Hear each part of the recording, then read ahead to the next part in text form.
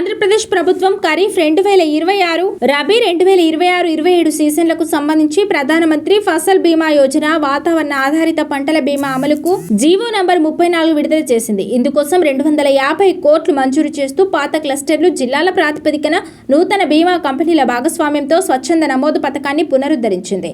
అయితే కేంద్ర ప్రభుత్వ నిబంధనల ప్రకారం ఈ ఏడాది నుంచి అగ్రిస్టాక్ ఫార్మర్ ఐడి తప్పనిసరి చేయడంతో కౌలు రైతులకు, అటవీ, దేవాదాయ భూములు సాగు చేసే వారికి ఈ బీమా వర్తించదని పరిస్థితి ఏర్పడింది. ఈ నిబంధన నుండి మినహాయింపు ఇవ్వాలని రాష్ట్ర ప్రభుత్వం కేంద్రానికి విజ్ఞప్తి చేసినప్పటికీ ప్రస్తుతానికి వారి నమోదుపై సందిగ్ధత నెలకొంది. మరోవైపు వాతావరణ ఆధారిత పంటల బీమా ప్రీమియం చెల్లింపునకు జూలై 15 వరకు మాత్రమే గడువు ఉండడంతో రైతులకు కేవలం 9 రోజుల సమయమే మిగిలింది. ఇంత తక్కువ వ్యవధిలో రైతు ఐడి, ఈ పంట, బ్యాంకు ప్రక్రియలు పూర్తి చేయడం కష్టమని, ప్రభుత్వ ఆలస్య నోటిఫికేషన్ వల్ల వేలాది మంది రైతులు బీమా సౌకర్యాన్ని కోల్పోయే ప్రమాదం ఉందని రైతుల సంఘాలు ఆందోళన వ్యక్తం చేస్తున్నాయి.